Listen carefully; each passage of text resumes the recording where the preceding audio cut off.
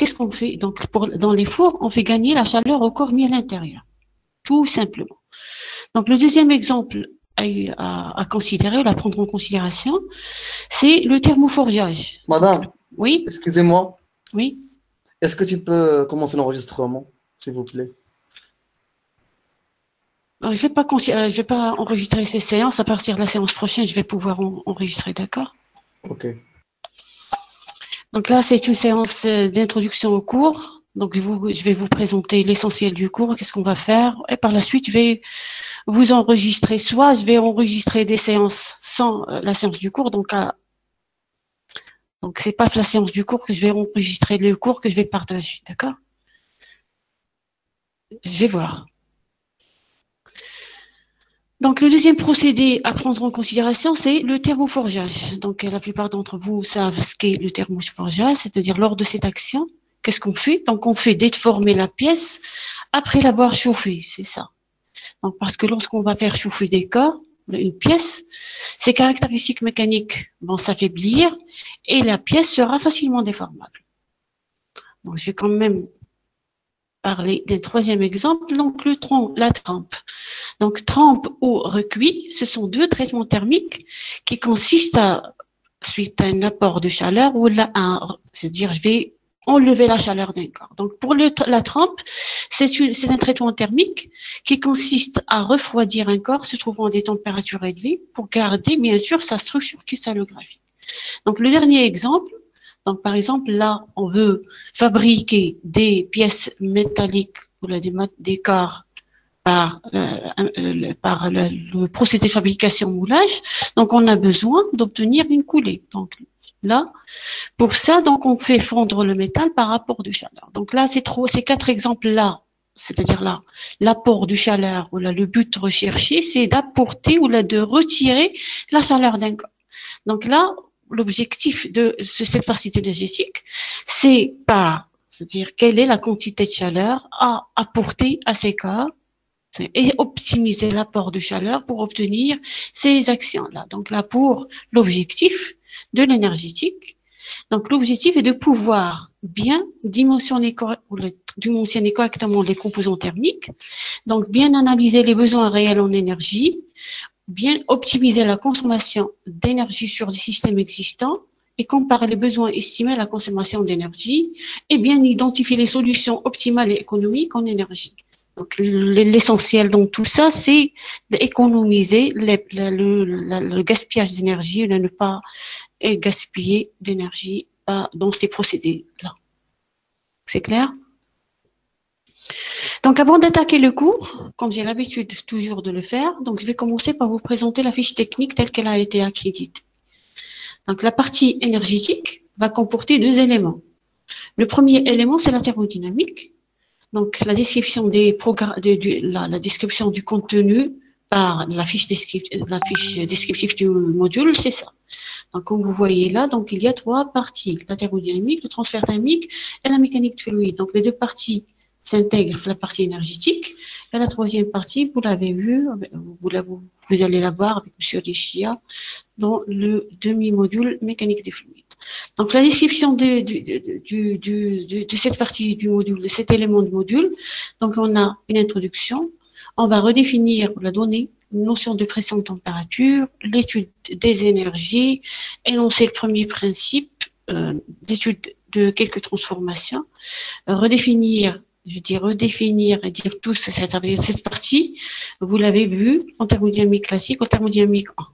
Donc, on va la revoir avec un peu plus de détails lorsqu'on aura besoin de ça. Donc, variation d'entropie d'un gaz parfait. Donc, on va donner les équations de Maxwell, ce sont des équations mathématiques, rajouter à ça les fonctions d'état énergie libre ou enthalpie libre et utiliser le changement d'état d'un corps pur. Donc, tout ça pour faire l'étude de quelques machines thermiques. Donc, sur la deuxième partie, sur le deuxième élément, on va voir le transfert thermique. Donc, la partie là, c'est transfert thermique. Donc, sur cette partie, la description va le bilan énergétique, le faire par le principe de la thermodynamique, redéfinir, donner la définition du flux de chaleur, densité de flux, les coefficients d'échange, parler des différents modes de transfert de chaleur, la conduction, les convections forcées libres et le rayonnement, définir le corps noir, corps réel, l'échange radiatif entre surface diffuse. Donc voilà le contenu pédagogique qu'on va voir lors de cette partie du module. Donc, on va commencer là par une petite introduction avant d'attaquer la première partie de thermodynamique. L'introduction, on va introduire ce demi-module. Donc là, je vais quand même donner une petite définition de ce qu'est l'énergétique donnée par le dictionnaire, sur le dictionnaire Larousse. Tout ce qui est relatif à l'énergie et aux sources d'énergie. Donc, pour l'énergie, quelle est la définition de l'énergie? Donc, l'énergie, c'est tout ce qui permet d'agir. Donc, sans énergie, on n'a rien qui se passe, pas de mouvement, pas de lumière, pas de vie. Donc, au sens physique, l'énergie caractérise la capacité à modifier un état, à produire un travail entraînant un mouvement, à produire de la lumière, à produire de la chaleur. Donc, toutes ces actions nécessitent que de l'énergie soit échangée. Donc là, une petite parenthèse à vous rajouter là, que la physique d'aujourd'hui, par Feynman en 1963, avait donné une petite définition à ce qu'elle avait dit, si j'ose dire, une petite citation sur ce qu'est l'énergie. Donc, il dit que dans la physique d'aujourd'hui, nous n'avons aucune connaissance de ce qu'est l'énergie. Mais qu'est-ce qu'on a? On a des formules mathématiques qui permettent de faire des calculs. Donc, ces quantités numériques qu'on va calculer donc en les additionnant, on va trouver toujours la même valeur. C'est ce que donne le premier principe de la thermodynamique. Donc, le premier principe de la thermodynamique dit sur cette énergie que pour un système échangeant de l'énergie avec l'extérieur, donc là, cette énergie n'est pas perdue. Donc, il a une valeur mathématique qui passe du corps 1 au corps 2. La sommation, la différence entre les deux va rester toujours constante. Donc là, comme on a vu, donc l'énergétique va comporter deux grandes rubriques. Donc la thermodynamique, donc la définition de la thermodynamique, on l'a déjà vu. Donc c'est la science de l'équilibre et des machines thermiques, c'est la science de la température, c'est la science de la chaleur. Donc là, j'ai choisi une définition parmi le nombre énorme de définitions qu'on a sur la bibliographie. Donc la thermodynamique est l'étude de la conversion d'énergie entre deux formes, chaleur et travail. Donc, on a production de force motrice, travail. L'étude là, c'est l'étude des machines thermodynamiques. C'est-à-dire, de la chaleur est transformée en travail. Et la production du froid ou la revalorisation de la chaleur. Donc, production du froid, c'est les machines frigorifiques. Et la revalorisation de la chaleur, je donne des exemples. Là, c'est comme exemple des pompes à chaleur. Donc, elle comprend l'étude des corps en tenant compte, bien sûr, de l'influence de la température sur leurs caractéristiques. Donc, je vais faire l'étude d'un système. Lorsqu'on introduit la température dans l'étude des systèmes, donc là, l'étude sera faite par les formules ou les principes donnés par la thermodynamique. Donc, à la différence de la thermodynamique, qu'est-ce qu'est le transfert thermique? Donc, on parle de transfert thermique lorsqu'on a une interaction énergétique qui résulte bien sûr d'une différence de température entre deux corps. Donc, lorsqu'on a gradient de température, donc l'étude sera faite par les lois bien sûr de transfert thermique. Donc, le nouveau agencement que j'ai donné à ce cours-là, donc on va donner la première partie thermodynamique. Je vais commencer sur le premier chapitre par rappeler un peu le vocabulaire thermodynamique et quelques définitions sur ce chapitre-là, généralité. Donc, on va attaquer sur le chapitre 2, premier principe, introduire les notions d'énergie libre et d'enthalpie. Donc, deuxième principe, notion d'entropie, les fonctions d'état entropie, les fonctions d'état énergie libre, enthalpie libre, étude des machines thermiques. Là, on va laisser l'étude des machines thermiques lorsqu'on va finir tous les chapitres, après attaquer le chapitre sur les changements d'état. Donc, sur les changements d'état, on va parler des types des changements d'état, première et deuxième espèce. On va nous intéresser sur ce cours sur le changement d'état de première espèce. On va quand même redéfinir qu'est-ce qu'un changement d'état deuxième espèce. Donc, sur la partie transfert thermique, transfert de chaleur, donc on va commencer par la généralité, un chapitre sur la conduction, un autre sur la convection, un avant-dernier chapitre sur le rayonnement, le dernier chapitre sur quelques applications industrielles. Donc, on va attaquer la première partie qui est la thermodynamique. Donc, l'objectif de cette partie, c'est de pouvoir décrire les formalismes utilisables pour analyser les problèmes énergétiques tels que les machines thermiques et les échangeurs de chaleur. Donc, les machines thermiques, on a vu un peu les notions sur la thermodynamique classique, la thermodynamique l'année du tronc commun. Donc, vous avez vu un peu le principe de fonctionnement des machines thermiques et les échangeurs. Donc, chaque machine thermique, si je peux dire, a des échangeurs. Donc, ce sont des organes des machines thermiques à travers lesquels on a échange de chaleur entre les systèmes, entre la machine thermique et le milieu extérieur. Donc, je vais passer au chapitre 1, généralité sur la thermodynamique. Donc là, pour les généralités, donc la thermodynamique, elle est applicable dans le domaine de la mécanique, celui de la physique, la chimie. Donc, plus particulièrement, cette science est à la base de l'énergétique. Elle sert à étudier. Donc, des fois, on rencontre des répétitions, c'est pour pouvoir confirmer les choses. Donc, ce que permet cette énergie, c'est d'étudier les systèmes et quantifier les transformations. Les transformations sont des évolutions, des échanges que subit le système par un examen attentif des échanges d'énergie et éventuellement de matière entre un système donné et l'extérieur. Donc là, toutes les notions que je crois que vous connaissez déjà, donc je vais passer rapidement.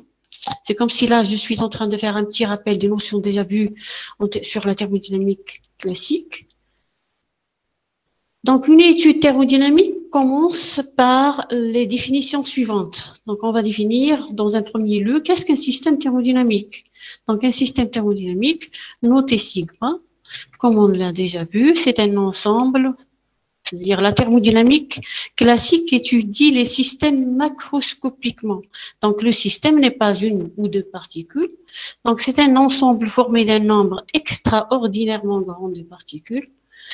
Donc, formant plus généralement une portion de l'espace parfaitement déterminée. Donc, cette portion de l'espace, elle est contenue à l'intérieur d'une surface bien définie. Donc, pour parler de surface, donc on doit, pour délimiter notre système, donc on doit le délimiter par une frontière. Cette frontière peut être réelle ou fictive. Donc là, pour dire voilà le type de système qu'on est, donc il faut que la frontière qui enveloppe notre système donc a certaines caractéristiques. Donc si cette frontière est étanche ou traversée par la matière, le système est dit fermé.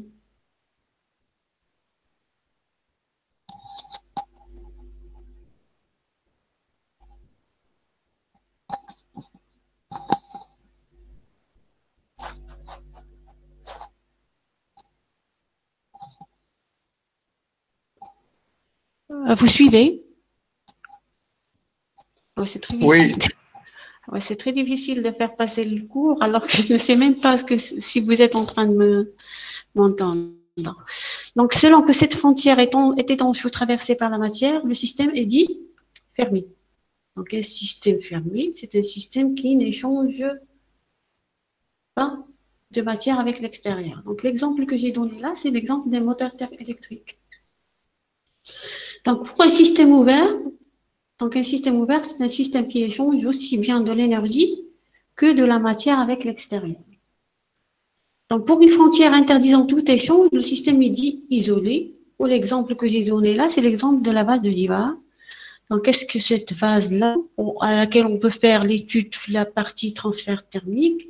Donc, c'est un isolant très résistant. Ça veut dire, lorsqu'on dit un système isolé, c'est l'isolation n'est que pour un laps de temps, à la flamme de Divar. Donc, l'isola, c'est-à-dire le système peut garder son état énergétique intact pendant plusieurs jours. Par exemple, on s'en sert pour garder ou la conserver des gaz liquéfiés tels que l'hélium ou l'azote. Où l'isolation de ce système va de moins de 100 degrés C à 150 degrés C. Donc, c'est un très, très bon isolant thermique. Donc, pour l'isolation, je parle là de l'isolation thermique. Bien sûr, il n'échange pas de matière avec l'extérieur. Donc là, lorsque je vous parle de système fermé, ouvert ou isolé, donc là, on peut rajouter à ça des systèmes mécaniquement isolés, c'est-à-dire les systèmes n'échangeant ni énergie mécanique ni matière.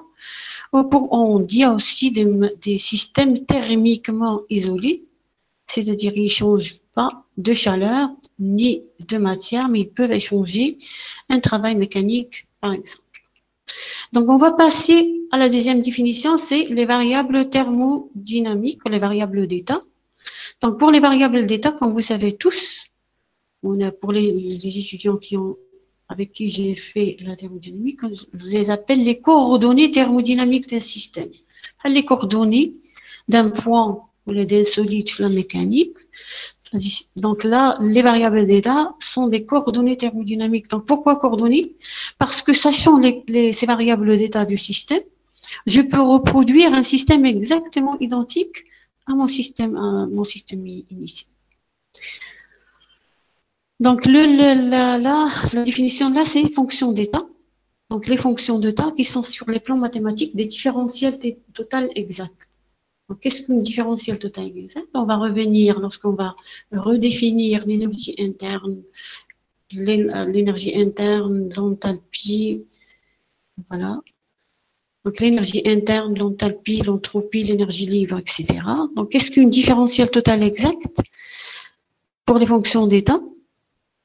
C'est-à-dire, ces fonctions d'état ne dépendent que de l'état d'équilibre, initial ou final. Donc, pour passer d'un état initial à un état final, les fonctions d'état, pour étudier ou dire, voilà, que cette fonction énergie interne est une fonction, une différentielle totale exacte, c'est-à-dire, pour passer d'un état 1 à un état 2, quel que soit le chemin emprunté, donc on a le même résultat.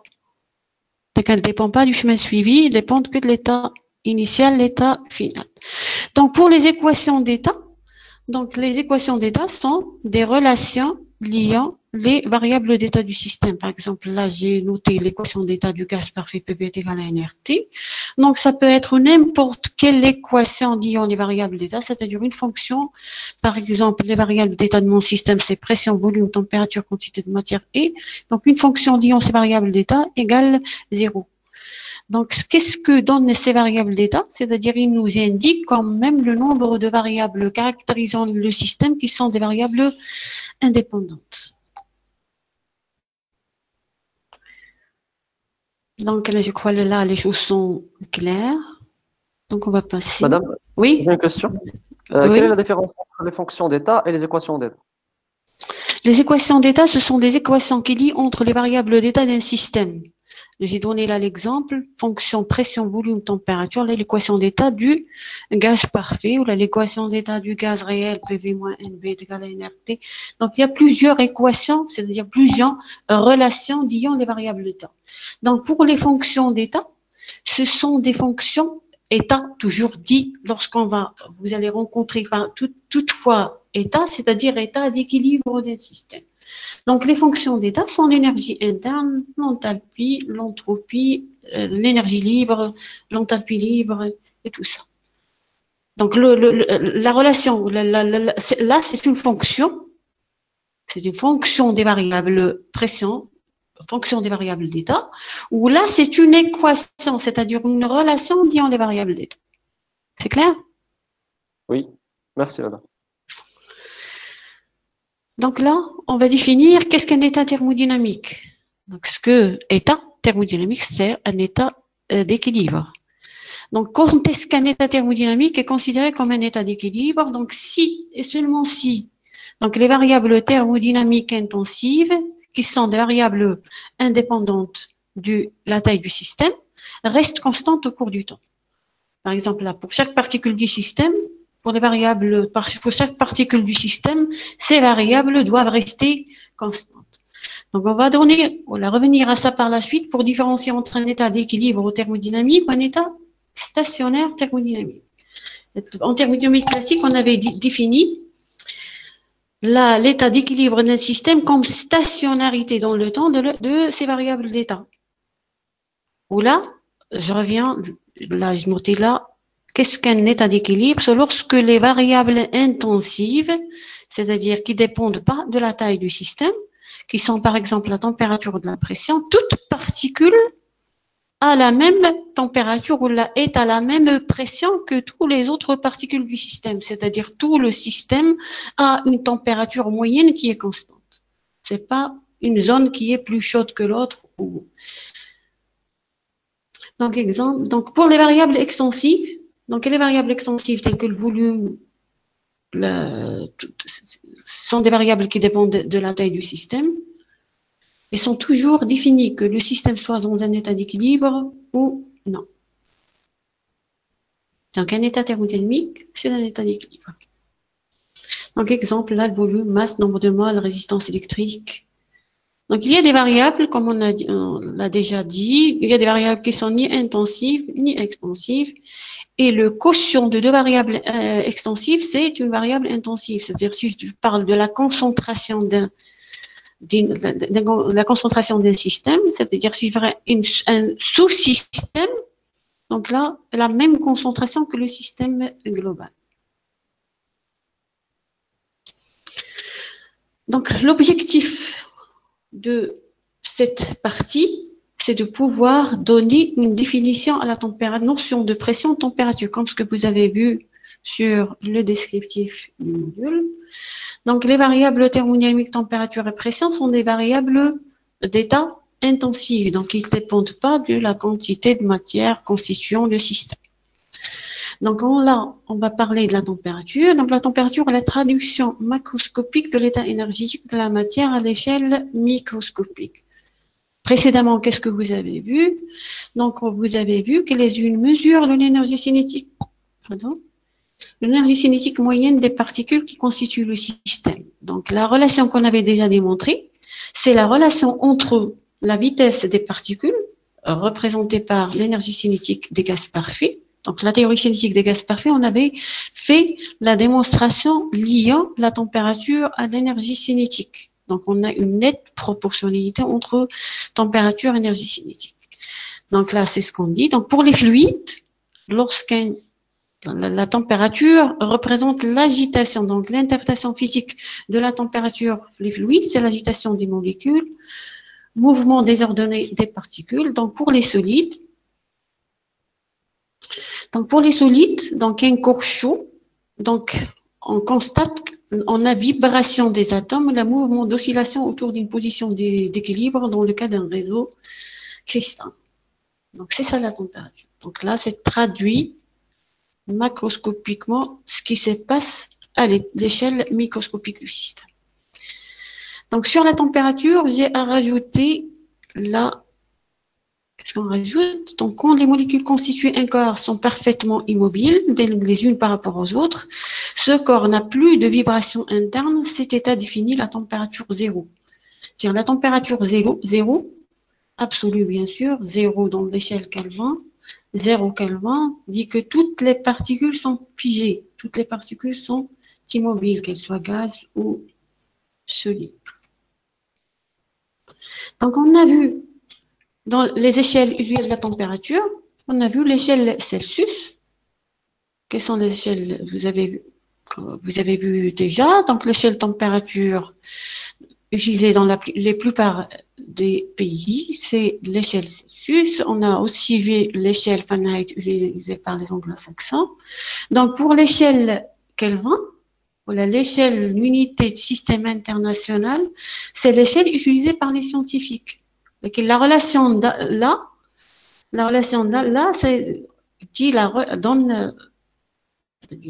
c'est comment passer de l'échelle Celsius à l'échelle Kelvin.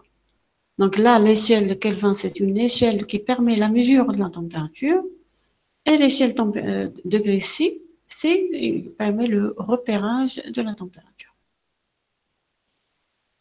Donc, l'échelle, le 0 Celsius, ou là, le 0 absolu, est égal à moins 273. 0, c'est moins 273 de l'échelle Celsius.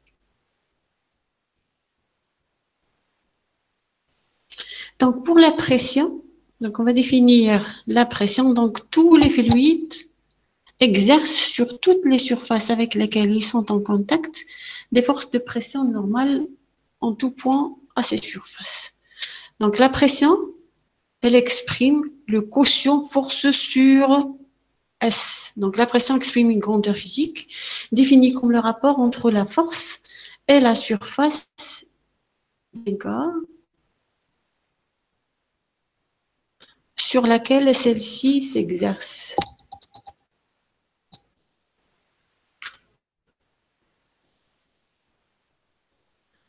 Donc voilà, la pression c'est F sur S. Donc l'unité système international de la pression c'est le pascal. Donc un pascal c'est 1 newton par mètre carré. Donc là j'ai la souris bloquée.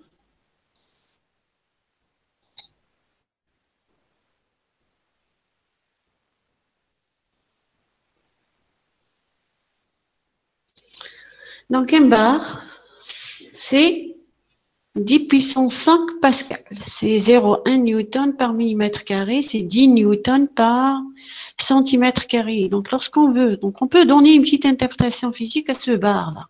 Qu'est-ce qu'un bar? Donc, les 10 newtons, donc on dit un bar, c'est le poids d'1 kilogramme d'eau sur une surface d'1 centimètre carré. Donc, le poids d'1 kilogramme, donc là, 10 newtons, 1 kilogramme, donc le poids c'est M fois G. Donc là, 10 newtons, c'est le poids d'1 kilogramme d'eau sur une surface de 1 centimètre carré. Donc, les autres unités courantes de la pression, c'est l'atmosphère. Donc, une atmosphère, c'est 1,013 10 puissance 5 pascal. Et le millimètre de mercure, donc on a 760 mm de mercure, c'est un atmosphère. Donc, la notion de pression recouvre donc deux notions différentes.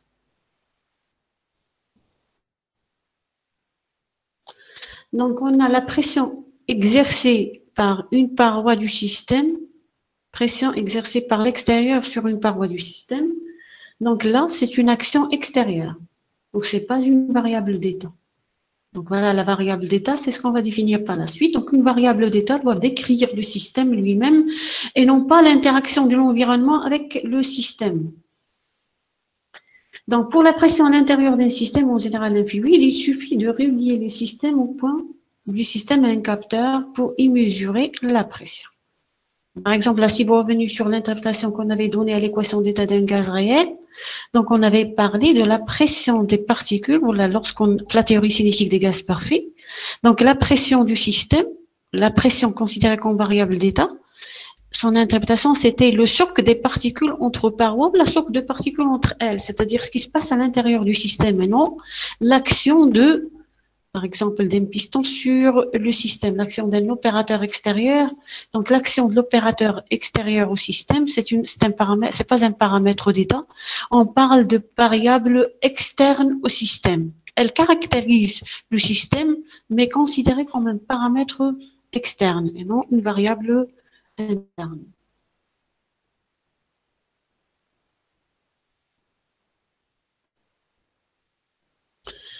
Donc là, une autre diapo sur la notion de pression. Donc sur ces diapos, je vais donner la différence entre la pression relative et la pression absolue ou réelle. Donc la pression, on doit savoir qu'est-ce qu'un vide absolu. Donc on dit qu'on va étudier notre système dans le vide. Donc vide, c'est le zéro, bien sûr, c'est le 0 pascal. Presque. Donc on n'a jamais pu atteindre comme le 0 Kelvin. Donc expérimentalement, on n'a pas de vide absolu sur les laboratoires, on est proche à 10 puissance moins 8 pascal. Donc là, pression positive d'utilisation, c'est-à-dire là, le 0 de l'échelle pascal, le pascal, c'est une unité de système international, donc elle a un 0, son 0, c'est le vide absolu. Donc la pression qui sera représentée là, c'est la pression atmosphérique normale de référence. Donc la pression atmosphérique normale de référence, c'est Le 1013 bar à 20 degrés C, 65% d'humidité. Donc là, la pression absolue, c'est pression par rapport au vide absolu. Donc la pression absolue, on dit pression absolue ou pression réelle. Et à vrai dire, c'est la pression qu'on utilise les calculs scientifiques, les formules scientifiques. La pression qu'on utilise, c'est la pression, c'est la pression là, c'est cette pression par rapport au zéro de l'échelle Pascal. Donc il y a une pression relative, c'est celle qui est par rapport à la pression atmosphérique. On parle de pression relative ou pression jaugie. C'est celle qui sera indiquée par les baromètres, c'est-à-dire très courant, qu'on a un baromètre qui est calibré sur la pression atmosphérique. Par exemple, si vous prenez un baromètre indiquant le zéro, c'est 0 pascal relative. Il faut rajouter, pour trouver la pression absolue, il faut rajouter à la pression relative la pression atmosphérique normale. La pression relative, c'est par rapport à cet axe-là, donnant la pression atmosphérique normale de référence. Donc, au-dessous de la pression atmosphérique normale de référence, on parle d'une dépression, d'une valeur négative de la pression par rapport à la pression atmosphérique. Ça veut dire la pression n'a jamais une valeur négative. Donc, si on parle de la pression relative, donc on a une pression qui est négative. Donc, la pression absolue est égale approximativement à la pression relative augmentée de 1 bar.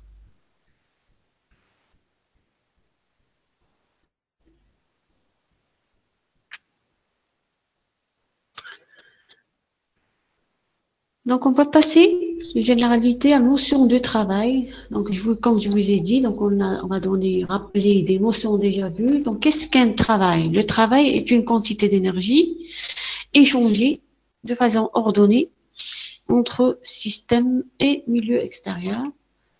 C'est une énergie qui accompagne une transformation, donc il n'est pas une propriété d'un système. Par exemple, là, c'est pas ce qu'on veut dire par ça. Le travail n'est pas une fonction d'état. Donc, elle caractérise pas le système à son état d'équilibre. Par exemple, un état d'équilibre n'est pas caractérisé par la fonction travail.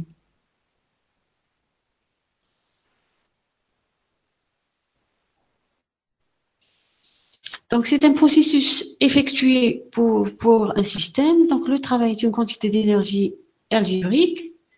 Donc, si on, par convention, la valeur du travail est comptée positivement quand il est reçu par le système et négativement lorsqu'il est fourni par le système. Donc, l'unité de travail est le joule. Le joule, c'est 1 kg mètre seconde moins 2.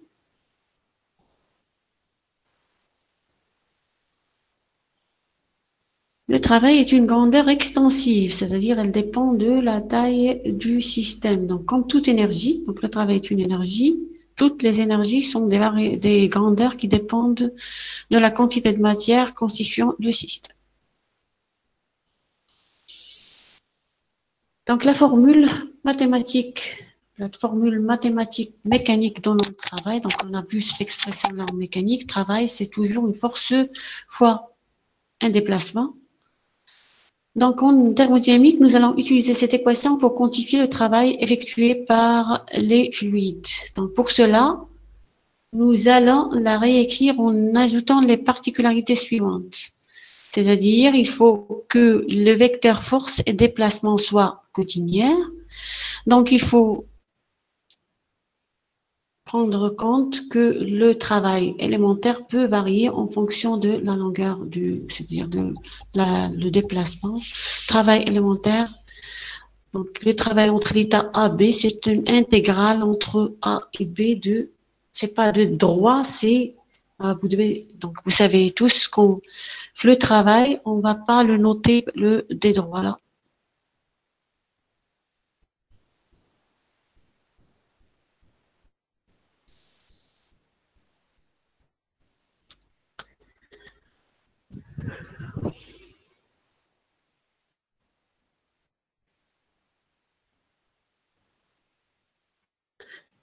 Donc, on doit noter le travail élémentaire, là, lors d'une transformation élémentaire. Donc, je ne devais pas la mettre sous l'intégrale. C'est un travail. Donc, l'intégrale, tant que c'est pas une fonction d'état, c'est pas le travail B moins travail A. C'est le travail tout court A vers B.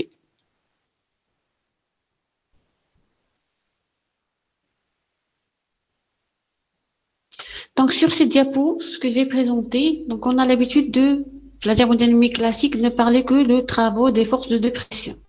Donc, sur cette diapo-là, je vais détailler les données, quelques formes les plus usuelles de travail rencontrées. Par exemple, le travail de la force de gravité.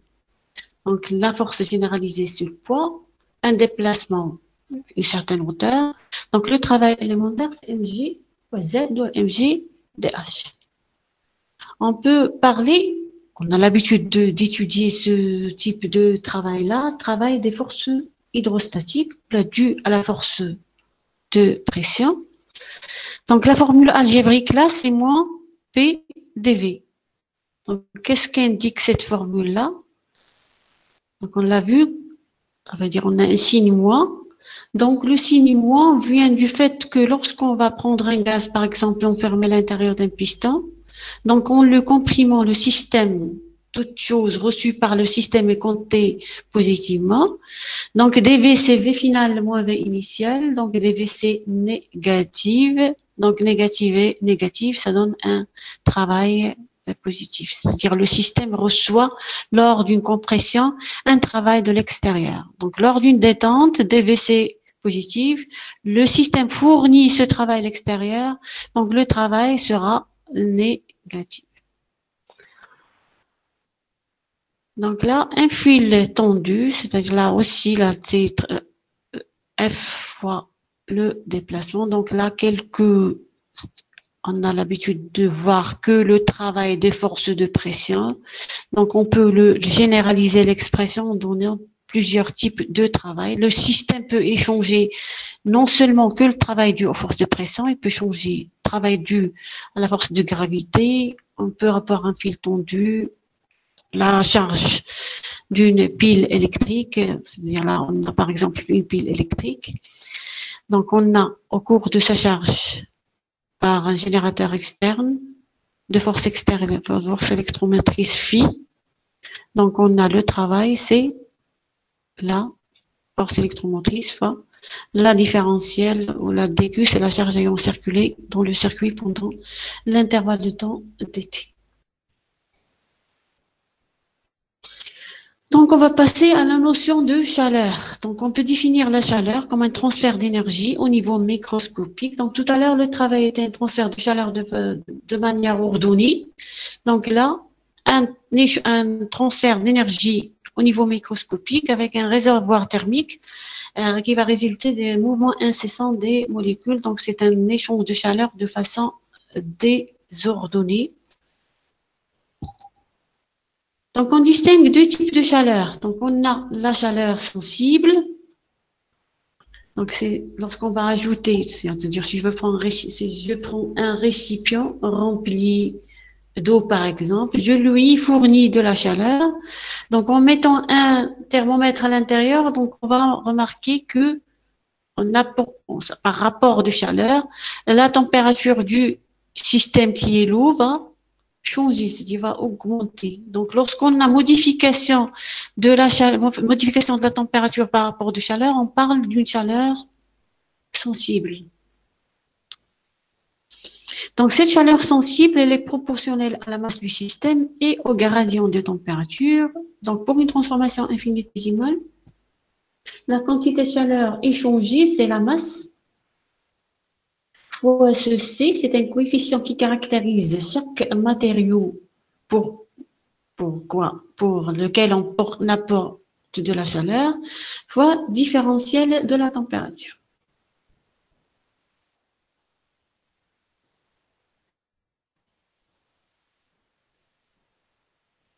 Donc, pour la chaleur latente, donc, par rapport au retrait de la chaleur, qu'est-ce qu'on a? On n'a pas de modification de température. Ce qu'on a, c'est un changement d'état du système. Donc, la chaleur latente, c'est la quantité de chaleur ajoutée ou retirée d'une substance pour produire un changement de phase. Donc, lorsque la chaleur ajoutée, donc on n'a pas de modification de température qui se produit avec. Donc, la formule, l'expression de cette chaleur latente, c'est ça. Donc, chaleur latente, c'est la masse fois le L. Donc, M, c'est la masse de la substance considérée. L, c'est la chaleur massique ou la chaleur spécifique associée à un changement d'état.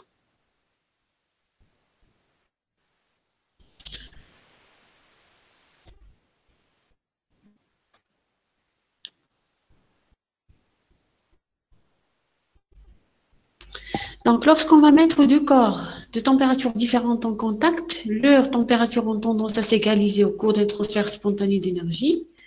Donc, dans l'échelle macroscopique, on peut provoquer ce transfert de chaleur dans les plus pertinentes sans. Donc, comment est-ce qu'on... Donc, il y a une perte d'énergie interne d'un corps par mise en contact avec un corps de température plus basse. C'est comme ça qu'on peut échanger la chaleur entre un corps et un autre à des températures différentes. Donc, suite, la part frottement. Donc, c'est de là qu'est venue l'expérience de Joule qu'on va voir par la suite. La disparition de masse au sein d'une réaction nucléaire et la transformation d'énergie potentielle entre atomes par réaction chimique, en particulier la combustion d'hydrocarbures avec l'oxygène atmosphérique. Donc, voilà comment est-ce que la chaleur passe d'un corps à un autre, comment cette chaleur est créée. Donc, pour l'expression qu'on a vue tout à l'heure de la chaleur, on a vu la M delta Q, c'était M fois C fois dt. Donc là, je vais quand même redéfinir la capacité thermique. Donc, lorsqu'on va offrir la même quantité de chaleur à deux corps différents, donc leur température peut augmenter de façon différente. Donc, cette différence de température est due au coefficient C de l'expression tout à l'heure qui représente l'efficacité pour emmagasiner de l'énergie reçue sous forme de chaleur. C'est-à-dire chaque substance, chaque corps a sa propre façon d'emmagasiner la chaleur. Donc, la capacité thermique massique, c'est la quantité de chaleur nécessaire pour augmenter d'un Kelvin ou d'un degré C, et on a une différente température, donc la différence de température, qu'elle soit en Kelvin ou en degré C, c'est-à-dire la capacité, la quantité de chaleur nécessaire pour augmenter d'un Kelvin ou d'un degré C, la température d'un kilogramme de corps. Donc là, des fois, on parle de capacité spécifique, la capacité thermique spécifique, c'est la même chose. Capacité thermique massique ou spécifique, il veut dire la même chose. Donc, il faut toujours préciser quelle est la transformation considérée, car delta Q, la quantité de chaleur échangée, donc dépend de la nature de ces transformations. C'est-à-dire, lorsque le chauffage se déroule à volume constant, on a delta Q, on rajoute un V comme indice. Lorsque le chauffage se déroule à pression constante, on peut ajouter le P, donc, et ainsi de suite. Donc, état d'équilibre et transformation. Donc, un système est dit en état d'équilibre lorsqu'il ne se produit aucune modification du système au cours du temps. Donc, un équilibre est stable si après une évolution imprévue et faible du système, celui-ci revient en équilibre spontanément sans intervention externe. Donc là, la mécanique, alors vous avez vu en énergique, partie énergétique de la mécanique, quand est-ce qu'on a un équilibre stable et quand est-ce qu'on a un équilibre instable. Quand est-ce qu'on a un état métastable. Donc un équilibre stable, c'est-à-dire une évolution va faire une évolution spontanée, peut revenir, c'est-à-dire le système pourra revenir naturellement à son état d'avant. Donc, en thermodynamique classique, on ne s'intéresse pratiquement pas qu'à ce type d'équilibre et aux échanges ayant lieu entre le système milieu extérieur lors du passage d'un état d'équilibre à un autre état d'équilibre. La thermodynamique classique, c'est la thermodynamique de l'équilibre. Des fois, on parle de la thermostatique, c'est-à-dire la discipline de la physique, partie de la physique qui traite les systèmes dans leur état d'équilibre. Donc, qu'est-ce qu'une transformation thermodynamique? Donc, c'est l'opération au cours de laquelle l'état du système se modifie en passant d'un état initial à un état final. Donc, il est possible, dans des cas, lors de certaines transformations, que quelques valeurs, quelques grandeurs d'état restent constantes. Dans ce cas, nous utilisons une domination des noms spécifiques. Par exemple, la symbole, pression constante, la dénomination, la transformation, c'est isobar, isotherme, isocore, isoénergétique, c'est-à-dire la énergie interne constante, on parle d'une transformation isoénergétique. Pour une transformation entropie constante, on parle d'une transformation isentropique. Donc là, pour une transformation enthalpie H constante, on parle d'une transformation isenthalpique. Donc on peut rajouter à cette légende-là les transformations monothermes. Donc, pour une transformation monotherme, c'est-à-dire là, un système en contact avec un thermostat, donc quand on dit transformation monotherme, lorsque la température, j'ajoute température extérieure est constante. Donc, voilà mon système. Tout ce qui fait système, c'est milieu extérieur. La température du milieu extérieur est constante. Je parle d'une transformation monotherme. Donc, pour une transformation monobar, c'est la c'est-à-dire pression extérieure qui est constante.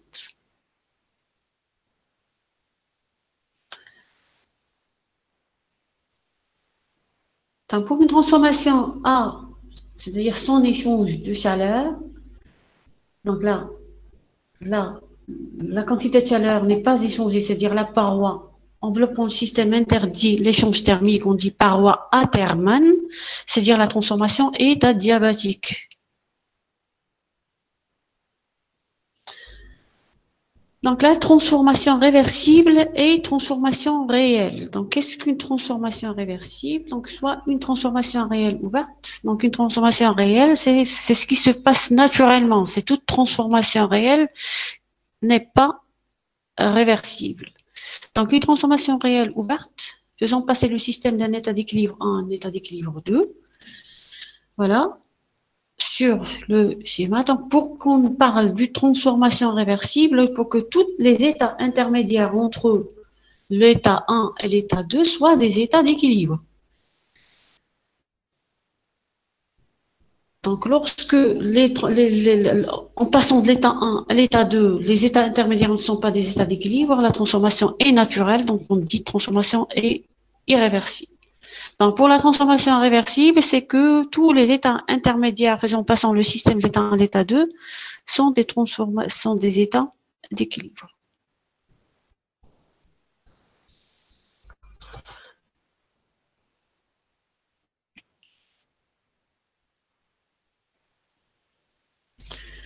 Donc, quand est-ce que on va dire que la transformation est réversible, donc il ne doit pas y avoir frottement dans les éléments mécaniques, par exemple entre piston et cylindre. Donc la pression dans le fluide doit être homogène, le mouvement des parois doit donc être infiniment lent et le fluide doit évoluer sans turbulence.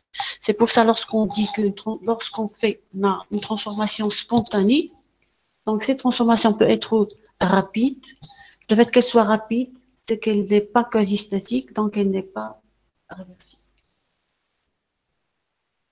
Donc, la différence de température entre le fluide et son environnement, donc parmi les causes d'irréversibilité, c'est le transfert de chaleur.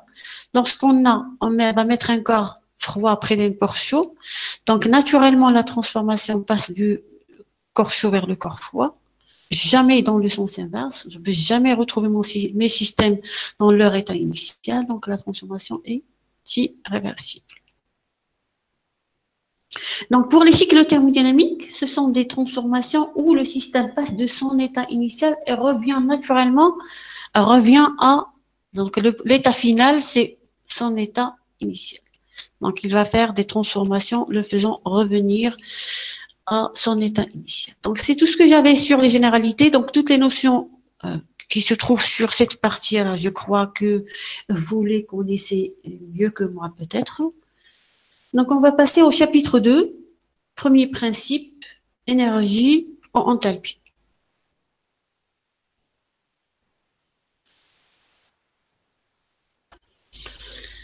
Donc, le premier principe de la thermodynamique, c'est qu'on appelle aussi principe d'équivalence, le principe de conservation d'énergie. Donc, pour vous dire là, les lois sur lesquelles, voilà, qui représentent la brique, les briques de la thermodynamique sont les premiers et le second principe de la thermodynamique. Donc, pour le premier principe de la thermodynamique, on l'a appelé aussi principe d'équivalence ou principe de conservation.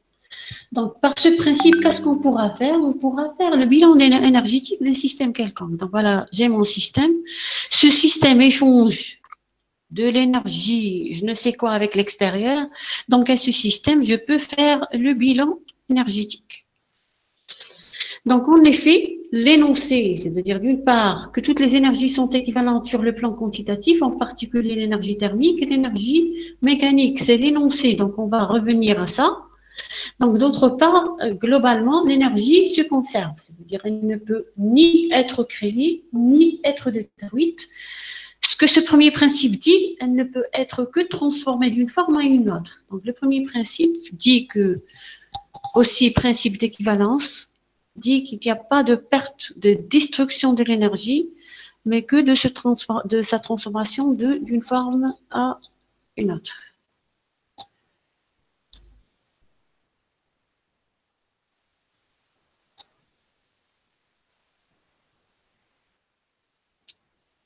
Donc, historiquement, le premier principe de la thermodynamique a été appelé, donc là, j'ai dit, donc l'énergie mécanique, donc les deux formes d'énergie échangée sont d'énergie mécanique et l'énergie thermique.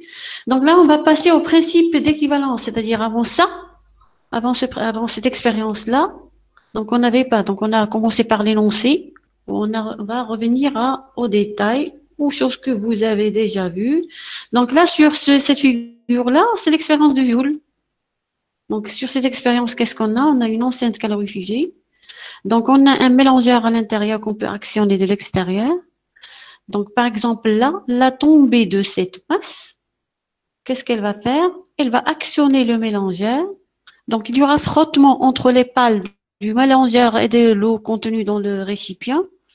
Donc qu'est-ce qu'on va remarquer? On va remarquer qu'il y a une élévation de la température, c'est-à-dire la température indiquée par le thermomètre mis dans l'eau va changer.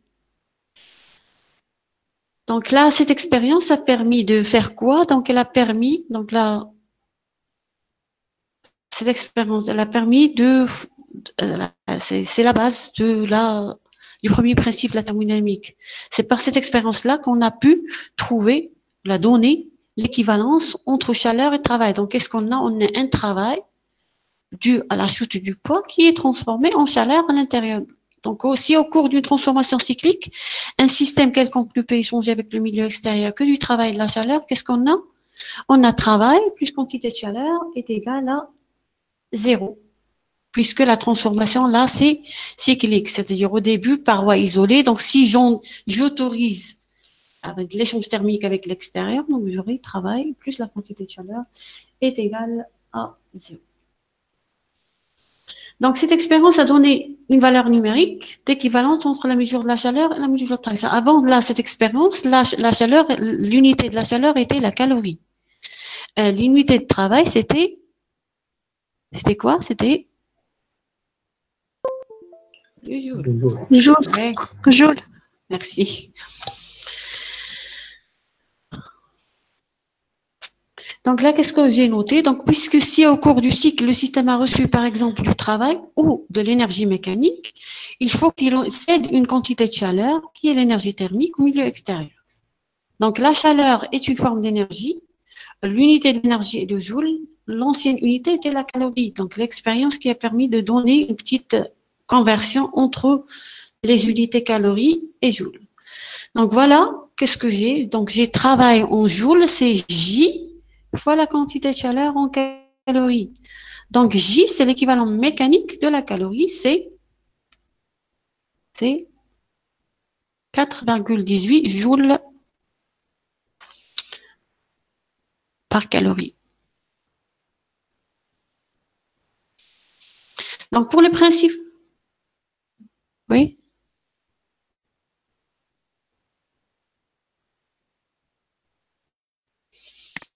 Donc, pour le principe de la conservation d'énergie, donc sur la conservation, on va parler de l'énergie totale d'un système.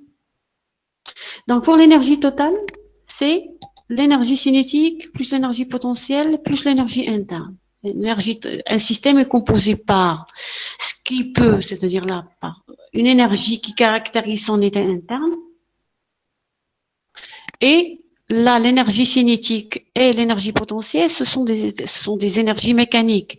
C'est-à-dire ce système peut subir un déplacement mécanique.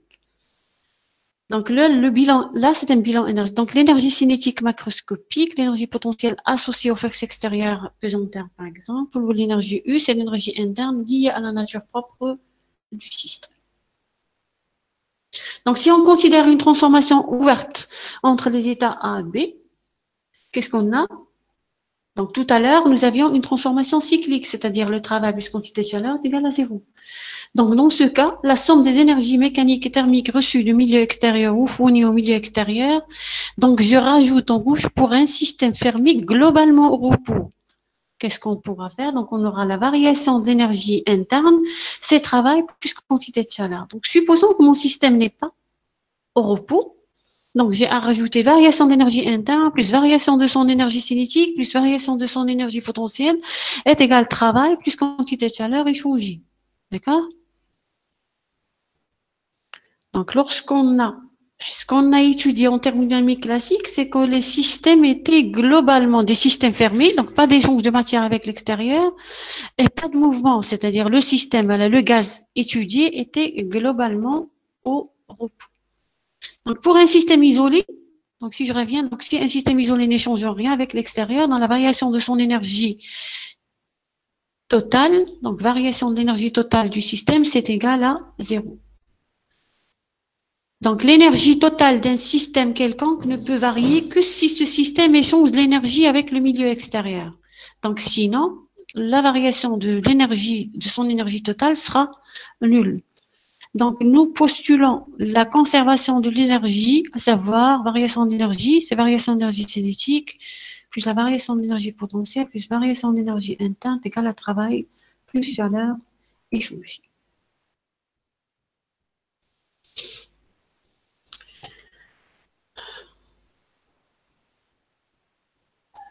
Donc, ce que je peux rajouter à ça, pour le différencier un peu de ce vous avez précédemment vu, donc le système peut aussi, qu'il peut y avoir d'autres échanges d'énergie avec l'extérieur, autre que le travail mécanique dû aux forces de pression ou le travail de chaleur. Par exemple, il se peut qu'il y ait, par exemple, notre système thermodynamique échange de l'énergie nucléaire, de l'énergie lumineuse, je ne sais quoi, il y a une réaction chimique, il faut tout rajouter, c'est-à-dire, je vais mettre travail, plus quantité de chaleur, plus énergie lumineuse, plus l'énergie nucléaire, plus l'énergie, il se peut qu'on a aussi un travail électrique ou de l'énergie électrique qui est échangée entre le système ou le milieu extérieur, il faut tout rajouter, c'est-à-dire là, le premier principe permet de faire le bilan énergétique, prendre le système et voir ce que ce système échange avec le milieu extérieur. Donc, on va revenir aux fonctions d'état. Donc, pour les fonctions d'état, ce sont des différentiels totales exacts. Donc, on revient là pour parler de la fonction énergie interne. Donc, les fonctions d'état correspondent à des grandeurs physiques dépendant de la quantité de matière et dépendent des variables caractérisant l'état du système, que ces variables soient intensives ou extensives. Donc voilà, les variables dont dépendent les fonctions d'état.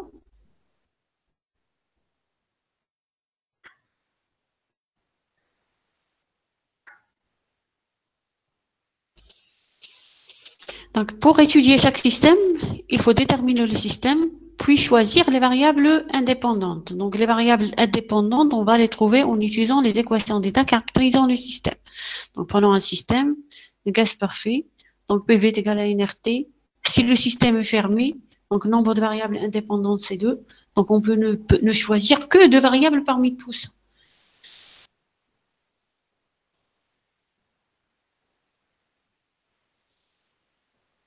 Donc le premier principe indique que lorsqu'on a un système qui reçoit de l'énergie de l'extérieur, cette énergie peut servir soit à augmenter son énergie interne, donc cette énergie soit augmenter son énergie interne, soit augmenter son énergie cinétique de translation rotation. Donc, donc l'énergie interne est un concept utilisé pour regrouper l'énergie cinétique et potentielle des molécules d'un corps. Donc, c'est une énergie caractérisant le système microscopiquement. C'est pas comme l'énergie mécanique. On a un déplacement macroscopique, on a une énergie cinétique de déplacement de tout le corps. Donc, pour l'énergie interne, il représente la quantité totale d'énergie mécanique stockée à l'intérieur du système, c'est-à-dire son énergie cinétique microscopique, plus une énergie potentielle microscopique. Donc, pour l'énergie potentielle microscopique du système, donc on va voir sur la diapo à venir. Donc là, l'énergie interne correspond à une somme de termes incluant l'énergie d'interaction atomique, les énergies de liaison intramoléculaire, extramoléculaire, donc l'énergie cinétique microscopique d'agitation thermique ou des énergies potentielles d'interaction entre les éléments du système correspondant à des forces de gravitation et des interactions électrostatiques et électromagnétiques.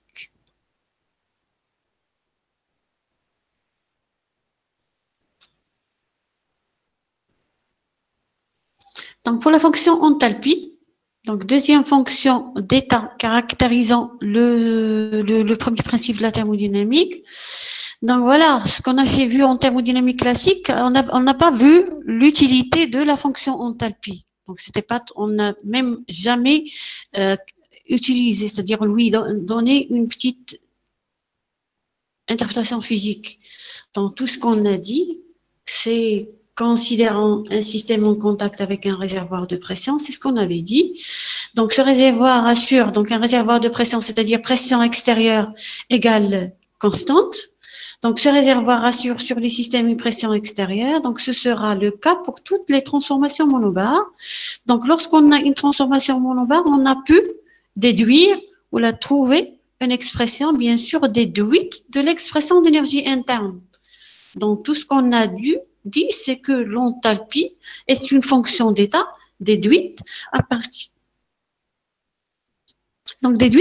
de l'énergie interne. Donc, ce qu'on va voir, le premier principe en thermodynamique industrielle, en thermodynamique technique, c'est que lieu de faire un bilan énergétique, on va faire un bilan énergétique, c'est-à-dire bilan de l'énergie interne du système, on va faire un bilan enthalpique. Donc là, je vais commencer tout d'abord par donner l'expression de cette fonction d'état. Donc, lorsqu'on a la transformation est monobar, ce qui nous intéresse, c'est la pression extérieure, c'est-à-dire P final et P initial. Donc, la quantité de chaleur échangée, c'est U2 moins U1 plus pression V2 moins V1. Donc, avec 1 ou 2, ce sont les états d'équilibre initial et final. Ou la quantité de chaleur échangée avec un indice P, c'est la chaleur échangée à pression constante. Donc, pour la quantité de chaleur échangée là, c'est U2 plus P2 V2 moins U1 plus P1 V1. Donc, on va poser. Donc là, la quantité de chaleur mise en jeu au cours d'une transformation isobare est égale à la variation de deux termes à forme identique. Donc là, ces deux formes, c'est qu'on va dire ou définir une nouvelle fonction d'état qui est l'enthalpie. Voilà, l'enthalpie A, c'est l'énergie interne plus pression fois le volume. Donc la quantité de chaleur échangée lors d'une transformation isobare, c'est la variation de cette fonction d'état entre les états initial et final. Donc, si la variation d'enthalpie est nulle, donc le volume interne, donc lorsque l'enthalpie c'est égal à 0, donc on a variation de l'énergie interne, c'est égal à P fois delta V. Donc, si le volume interne augmente lors d'une transformation isobare, donc alors la variation d'énergie interne est négative, ce qui est interprété par l'expérimentateur comme une empreinte d'énergie au système extérieur. Donc, en chimie, la chimie, on utilise beaucoup ces fonctions d'état qui sont l'enthalpie, puisque la plupart des réactions chimiques se déroulent à pression dans le milieu ambiant, réservoir de pression qui est l'ambiant. Sa pression, c'est constante, donc elle va, lors de ces réactions, on va dire, si on a emprunté de l'énergie au système extérieur et notre réaction est endothermique ou exothermique lorsque la réaction fournit la chaleur au milieu extérieur.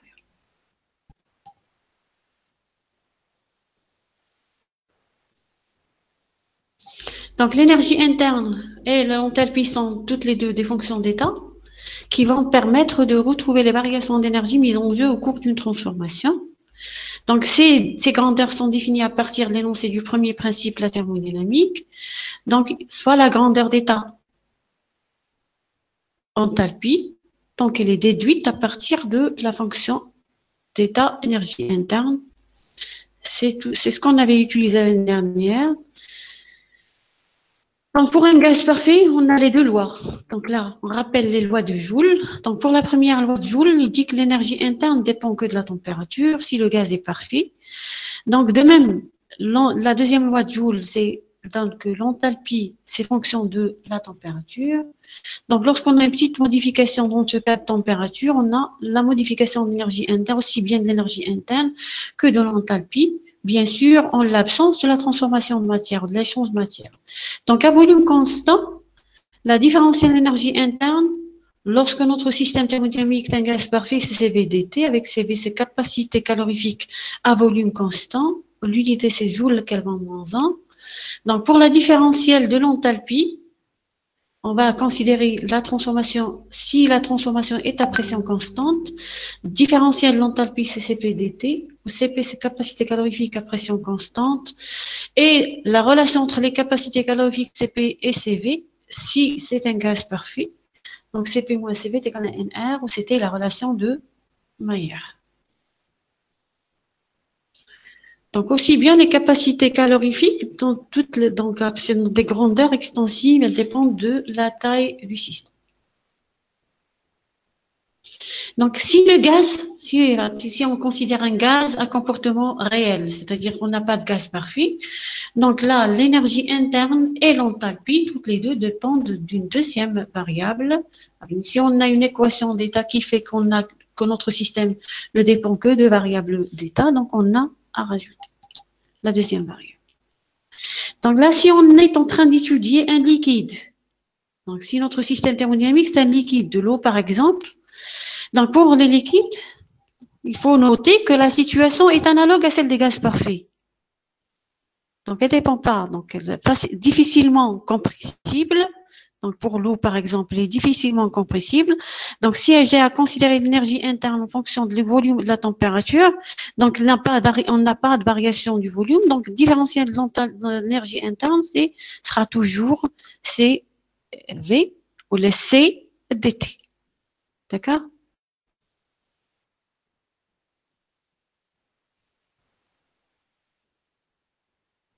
Donc, je veux quand même poser une petite question. Est-ce que les choses sont claires? Je vais rapidement, je dois ralentir.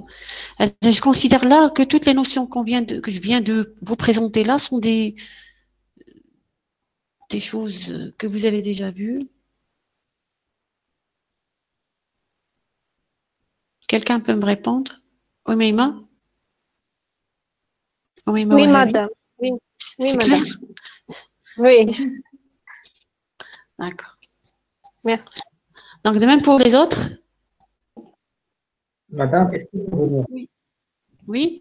Je sais pas. est-ce que vous pouvez ralentir? Je peux ralentir. Donc, à partir dès maintenant, je vais ralentir.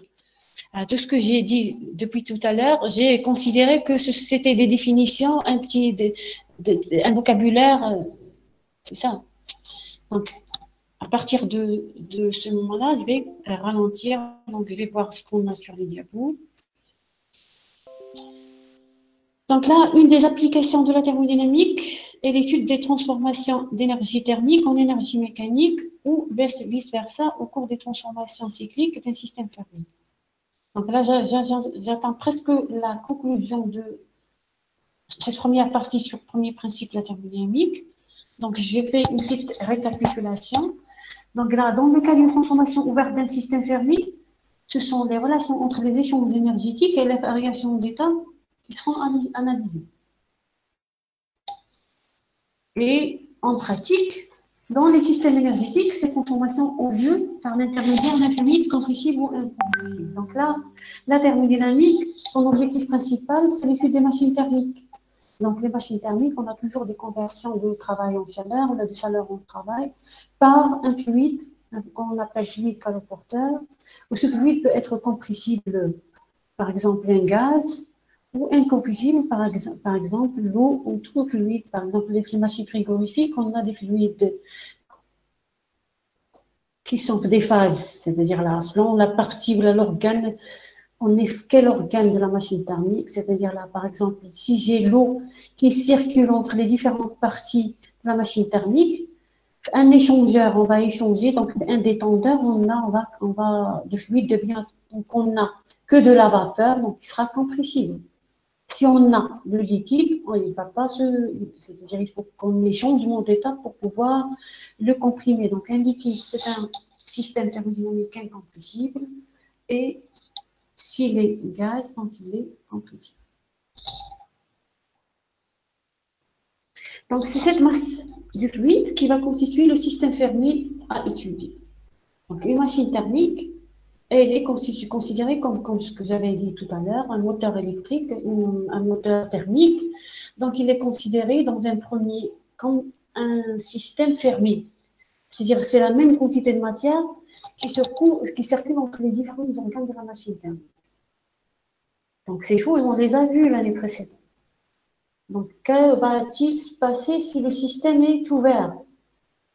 Donc, pour parler du système ouvert, donc on a une machine thermique, on a des organes de ces machines thermiques. On a par exemple une machine thermique simple, on a deux échangeurs, un en contact avec la soupe chaude, un deuxième en contact avec la soupe froide, on a une turbine ou un compresseur, et on a une pompe ou un détendeur. Donc voilà des machines thermiques simples, une machine frigorifique, et là une machine motrice à produire, une machine frigorifique avec un compresseur, une machine motrice avec une turbine.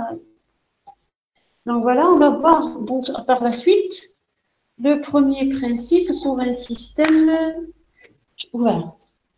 Donc que devient ce premier principe? Que devient ces notions d'état qu'on a vu jusque. Donc on va avoir les mêmes fonctions d'état, l'énergie, les fonctions d'état caractérisant le premier principe de la thermodynamique sont l'énergie interne et la fonction enthalpie. D'accord?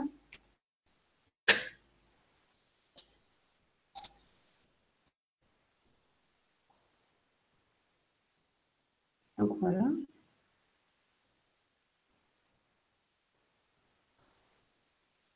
Donc l'étude des systèmes ouverts. Comme je viens de dire, donc il existe beaucoup de systèmes, des organes, des parties des machines thermiques, pompes, turbines, compresseurs, tuyères, tout ça. Donc là, ils sont considérés comme des systèmes ouverts, c'est-à-dire, voilà notre système ouvert. Donc voilà notre système, voilà le système. Donc on a plusieurs canalisations à travers laquelle notre système va échanger de la matière avec l'extérieur. Donc là, on a un échange d'une quantité de chaleur. Je ne sais pas.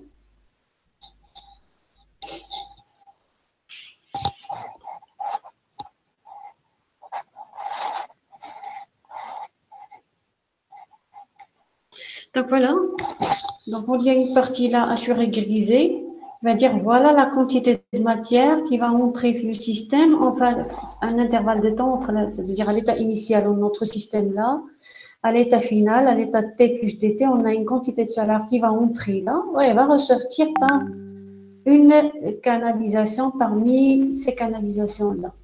Donc pour le système, il reçoit de la matière. Donc, je vais simplifier l'étude par la suite. La plupart des organes machines thermiques ont une seule entrée, une seule sortie. Mais j'ai choisi de donner le système, c'est-à-dire voilà la machine thermique, là qui a plusieurs entrées et plusieurs sorties. Donc voilà une entrée, une deuxième, une troisième, une sortie. La machine thermique échange de la chaleur, voilà, par la paroi, et un travail. Le travail, ce qui en était là, c'est un travail indisté. C'est pas un travail total, c'est un travail technique pendant l'intervalle de temps d'été. Donc, indice T, c'est pas total, c'est technique. Donc, qu'est-ce qu'un travail technique? Donc, par exemple, si on prend un compresseur ou là une turbine, on a واحد l'arbre, des palais, ou là un compresseur, un cylindre fermé par un piston. Donc là, le travail technique, c'est le travail utilisé par la machine pour actionner les parties mobiles du cylindre, du compresseur. D'accord?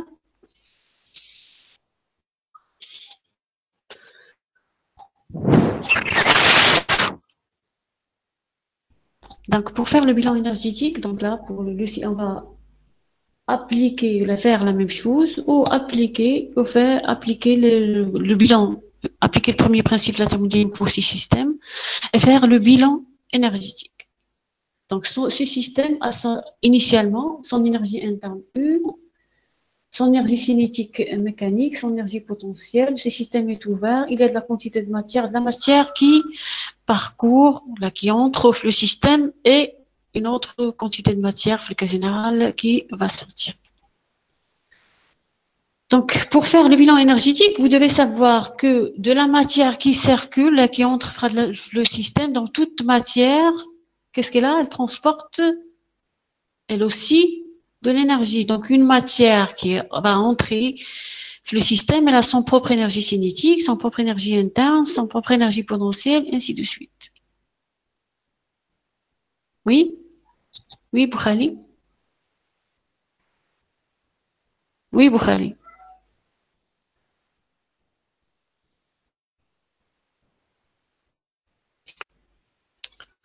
Quelqu'un lève la main?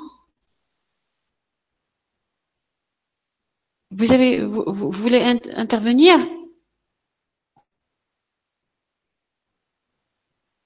Non?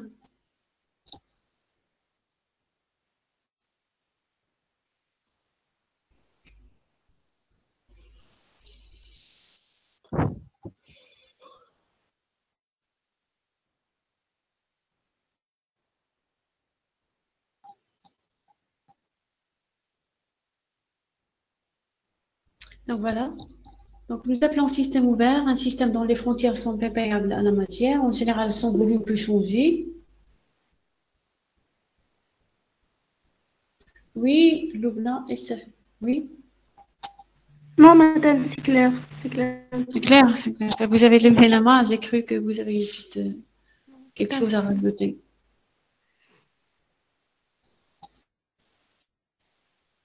Donc là, en général, son volume peut changer. Il peut posséder plusieurs entrées et sorties. C'est ce que j'ai représenté là. Donc, comment quantifier les transferts d'énergie au sein des systèmes lorsqu'il est traversé par un flux de masse? Donc, comme ce que je viens de dire, donc là, une matière transportée, c'est de l'énergie qui est transportée. La matière a son propre énergie cinétique, a son propre énergie interne, a son propre énergie potentielle, ainsi de suite. Donc là, on dit que pour le système ouvert, donc lorsqu'il y a échange de la matière, il est augmenté entre un instant T et dt. Là, on a un échange de travail technique pendant l'intervalle de temps dt. Donc là, elle est augmentée entre les instants dt par les masses mi. Donc là, ce qu'on voit là, sur la partie grisée, sur la figure suivante. Donc, on va détailler là ces termes sur la diapo à venir. Donc, voilà. Donc, avant de faire le bilan énergétique d'un système, je vais commencer par considérer un système fermé évoluant entre les états 1, 2. Et éventuellement, le système doit être en déplacement pour parler de garder son énergie cinétique et son énergie potentielle. Donc, le principe de conservation d'énergie va s'écrire de la forme suivante. Donc là, je rappelle qu'est-ce qu'on avait donné un système, c'est-à-dire pour un système fermé, c'est pas ouvert, qui va évoluer entre les états 1 et 2. Donc, on a variation d'énergie totale du système entre 1 et 2. C'est variation de son énergie interne entre les états 1 et 2. La variation de son énergie cinétique, je rajoute là, si en plus de l'expression qu'on a vue précédemment, on a déplacement de la matière, c'est-à-dire ce système a sa propre énergie cinétique et son énergie potentielle. Donc, le système échange un travail et travaille entre l'état 1, 2, et quantité de chaleur entre l'état 1, 2. Donc là, j'ai mis les grandeurs d'état énergie en minuscules, c'est pour parler des quantités ou des grandeurs massiques. C'est-à-dire, on a la même quantité de chaleur, la même quantité de matière, un système fermé qui va circuler entre les différents organes. C'est-à-dire là, un système fermé, c'est la quantité de matière qu'on a fait évaporer, qui va s'évaporer, qui va passer la turbine, qui va revenir par l'échangeur, revenir par la et se retrouver le premier échangeur, le premier évaporant. Donc, bilan énergétique d'un site, là, c'était pour pouvoir rappeler ce qu'on a vu précédemment. Donc là, le bilan énergétique d'un système ouvert. Donc, lorsque le système est ouvert, pour le flux à travers la frontière d'échange, donc on a plusieurs canalisations, on a plusieurs conduites laissant passer de la matière vers le système et laissant passer la matière du système vers l'extérieur. Donc, là, c'est ce qui est dit. Donc, cette énergie va se présenter sous 3 formes, qui sont pour un temps T. Donc, je vais considérer un temps T et non pas un laps de temps. Donc, pendant un temps T, ils vont s'écrire. Donc, pour l'énergie interne, entrant, donc on a I canalisation, c'est-à-dire la canalisation 1, 2, 3, je ne sais pas. Donc, si je n'ai qu'une seule entrée, une sortie, je vais écrire l'énergie interne, c'est l'énergie interne du système à l'entrée, masse à l'entrée, moins l'énergie interne à la sortie, masse à la sortie. D'accord? Là, on a une sommation qui dit, donc la sommation dit que toutes les choses reçues par le système sont comptées positivement. Donc, si c'est de la matière qui rentre, son énergie interne sera comptabilisée positivement. Donc, UI, U1, U entrée et montrée. Donc, si on a aussi de la matière qui sort, donc le bilan énergétique, l'énergie interne, c'est U entrée et montrée, moins U sortie, M sortie. Donc là, masse MI, c'est masse du fluide qui traverse la canalisation I durant le temps T. Donc, elle est comptée positivement si le fluide entre dans le système et négativement si l'on sort. Donc, pour UI, l'énergie interne massique, c'est-à-dire pour une unité de masse. Donc, pour l'énergie cinétique, donc la matière qui rentre par la canalisation 1, c'est 1 demi M1, c'est 1 carré. Donc, pour une canalisation nommée I, c'est 1 demi MI, c'est I carré. Donc là, d'habitude, la vitesse c'est notée V. En thermodynamique ou en mécanique du fluide, pour ne pas la confondre avec la vitesse, pas avec le volume, je note la vitesse par le CI. Donc CI, c'est la vitesse du fluide lorsque celui-ci traverse la frontière avec le milieu extérieur. Donc pour l'énergie potentielle, un fluide en déplacement, un fluide en écoulement, c'est la sommation de MI et GZ avec ZI, c'est l'altitude du fluide lorsque celui-ci traverse la frontière avec le milieu extérieur.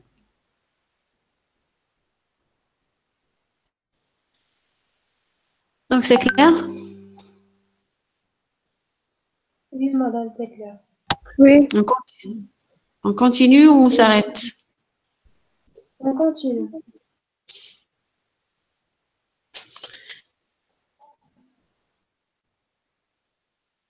Donc voilà. Madame, Oui, Madame, pouvez-vous revenir vers le slide précédent, si voilà, c'est celui-là. c'était possible? Oui. Voilà. Oui, Madame, pour l'énergie interne, je vois qu'on a UI, une énergie interne fois M. Mhm.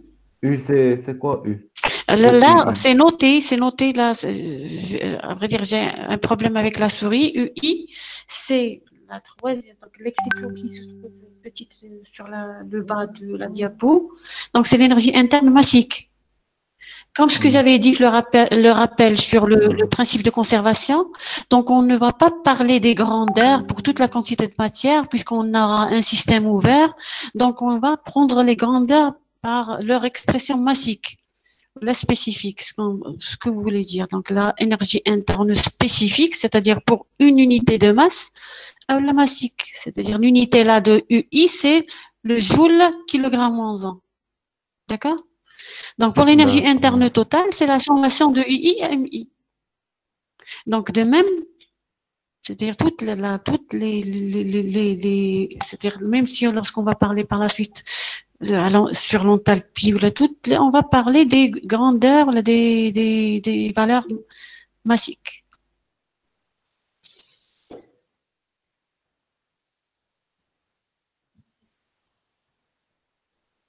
Donc, dans le bilan énergétique d'un système ouvert, le travail technique ou le travail élémentaire, comme j'avais dit tout à l'heure, correspond à l'énergie produite ou récupérée par les parties mobiles du système. C'est-à-dire là, c'est pas le travail reçu de l'extérieur. Travail T, c'est un travail technique reçu bien sûr de l'extérieur. Ce qu'on reçoit de l'extérieur, c'est un travail extérieur qui sera divisé en deux parties. Un travail pour actionner les parties mobiles de, par exemple, un compresseur, une turbine, je ne sais quoi, une pompe, d'accord? Et pour admettre, c'est-à-dire pour l'admission et le refoulement du fluide. Travail extérieur, c'est travail technique, plus travail admission, moins travail refoulement. D'accord?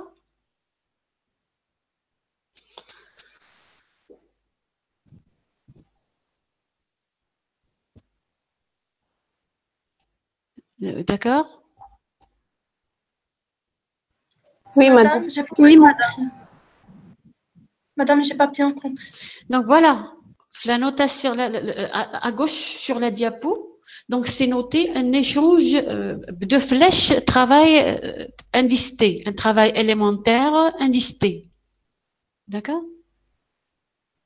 Vous le voyez sur la figure. Oui, c'est le travail. C'est un travail technique, c'est-à-dire c'est un travail pour actionner, c'est-à-dire là, si j'ai un piston, c'est-à-dire si j'ai un cylindre avec un piston, c'est pour actionner le piston. Mais pour admettre le fluide à l'intérieur d'un piston, du cylindre, il y a un autre travail. C'est un travail, là on dit là, l'énergie produite par l'effet piston du fluide en transit dans les canalisations. C'est-à-dire le travail là, le flux de matière entrant par la canalisation I. Donc là, le fluide va entrer. Donc il y a un travail d'admission. Une énergie, avec le travail d'admission, c'est une énergie produite par l'effet piston du fluide en transit dans la canalisation. Le fluide ne va pas quand le système est trop stocké, il va sortir par une autre canalisation. Donc, pour pouvoir sortir, il lui faut un travail de refoulement. C'est comme si vous avez déjà vu étudier les pompes. Donc, une pompe, donc, tu dois lui fournir un travail pour admettre le fluide, et le refouler. Donc, la même chose. Donc, un travail extérieur va actionner les parties mobiles de l'organe et admettre et refouler le fluide par diverses canalisations. D'accord? Donc, l'énergie produite par l'effet piston du fluide en transit dans les canalisations, cette énergie a pour expression ça, c'est-à-dire, voilà, c'est la sommation de PI, SI, LI, par définition. D'un travail, c'est une force fois un déplacement. On a la force de pression. Ce que je vous ai donné tout à l'heure, la pression, c'est une force sur une section. Donc là, la force que vous avez, fois le déplacement LI, donc L petit, donc pression fois S, c'est la force, fois la longueur de déplacement. Donc S fois I, donc supposons que le canal est je ne sais quelle forme géométrique est là, donc la surface fois sa longueur, c'est un volume. Donc chose qu'on a définie ou démontrée lorsqu'on a parlé des travaux de force de pression de l'année, c'est-à-dire en thermodynamique, l'année, je ne sais, en tronc commun. Donc voilà, là c'est le volume, le grand V c'est le volume total, Donc, je dois faire paraître le volume massique. Donc, le PI, VI, fois la masse MI. Donc, pour une évolution dans un laps de temps infiniment court, donc, je cherche à donner l'expression du premier principe de la thermodynamique, un bilan énergétique pour un système ouvert. Donc, le premier principe de la thermodynamique va s'écrire différentiel d'énergie interne, plus différentiel d'énergie cinétique. Potentiel, c'est pour un laps de temps, c'est-à-dire pour un temps toute la quantité de matière, mais un élément de la quantité de matière dmi, plus la sommation dmi-ui, plus la sommation de l'énergie cinétique de la matière en écoulement 1 demi dmi ci carré, plus la sommation de dmi gz, l'énergie potentielle de la matière. Quoi d'autre? Donc, on fait un bilan. Je vais prendre mon système, voir ce que ce système a reçu ou ce qu'il a cédé. Donc, je vais mettre une sommation. Lorsque j'ai à développer la sommation, je vais mettre devant ce que le système a reçu un signe plus, ce que le système a cédé un signe moins. D'accord? Donc, qu'est-ce que j'ai à rajouter à ce terme-là? Qu'est-ce que le système a échangé avec l'extérieur aussi? Donc, il a échangé la chaleur et le travail. Donc là, voilà le bilan. Donc, premier principe de la thermodynamique permet de faire le bilan énergétique à un système. Donc, prendre un système. Donc, il n'y a pas que cette méthode-là qui va me permettre de donner le bilan énergétique. Donc, je vais vous demander à la fin de ce chapitre de faire vous-même l'étude pour un système, ou pour une machine, ou pour un organe de la machine thermique qui n'a qu'une seule entrée et une seule sortie. Le cas de la plupart d'organes de machine thermique. D'accord? Madame, Oui. est-ce que vous pouvez nous envoyer cette présentation, s'il vous plaît? Bien sûr, là, je vais vous envoyer tous les diapos. Donc, je vais vous... Madame, Oui. j'ai pas bien compris la dernière relation. Donc, voilà. Donc, pour la variation, je vais revenir aux précédentes lorsque j'ai rappelé. Je vais revenir à celle-là. Donc, pour un système, là, sur le rappel. Donc, qu'est-ce qu'on a sur le rappel? On a pour un système fermé, évoluant entre les états 1 et 2, la variation d'énergie totale, c'est la variation de son énergie, c'est de l'énergie interne, l'énergie cinétique, l'énergie potentielle et... Donc, je vais garder ce terme comme il est, où je vais voir ce que mon système a échangé avec l'extérieur. Donc, elle a aussi échangé, outre l'échange de chaleur et de travail, elle a échangé de la matière. D'accord? D'accord? Cette matière transportée, elle aussi a son propre énergie interne. Donc, elle aussi a son propre énergie cinétique. C'est-à-dire, elle est en écoulement, donc en déplacement, elle a son énergie cinétique. Donc, il se peut qu'il se trouve à une certaine altitude, elle a son énergie potentielle. Toute quantité de matière se déplaçant, c'est aussi un déplacement d'énergie. Donc, voilà. Mon système a reçu une matière. Donc là, l'énergie produite par l'effet piston du fluide en transit, c'est ça. On a fait la démonstration, c'est dmi, pi, vi. D'accord? Donc pour la canalisation I, c'est pi, vi, dmi. Donc là, canal I, comme indice pour dire qu'on a plusieurs entrées et sorties. Donc, si on a, par exemple, 2 entrées et une sortie, qu'est-ce qu'on a? On a 3 entrées et une sortie. Je vais mettre D, et mes entrées sont 1, 2 et 3. Je vais dire DM1, P1, V1, d'accord? Plus DM2, P2, V2, plus DM3, P3, V3. Qu'est-ce que j'ai d'autre? J'ai une sortie. D'accord? Moi, DM. Quelqu'un a activé son micro? Donc, moi, la quantité élémentaire la masse élémentaire qui va sortir par le canal de sortie, P sortie, V sortie. D'accord pour ce terme-là? Oui, madame. Bien. Donc, pour le deuxième terme, donc là, c'est l'énergie interne de chaque quantité de matière, chaque canalisation, c'est la sommation de DMI UI. Donc, dans cet exemple-là, on a DM1 U1, plus DM2 U2, plus DM3 U3, moins la masse qui va sortir, l'énergie interne de cette masse. Et là aussi, cette matière est en déplacement, donc elle a son propre énergie cinétique, donc c'est 1 demi de même. La masse fois CI carré, 3 fois, moins la masse qui va sortir, moins l'énergie cinétique de la quantité de matière qui va sortir, plus l'énergie, la sommation des énergies potentielles, plus le travail échangé, plus la quantité de chaleur échangée. D'accord? D'accord, merci, madame. Donc voilà, je vais quand même m'arrêter là. On prendre un rendez-vous avec vous la semaine prochaine. Donc ça vous arrange la séance là à 14h? D'accord. D'accord, ça vous arrange? Pas de problème? Madame, on a déjà une séance à 11 heures.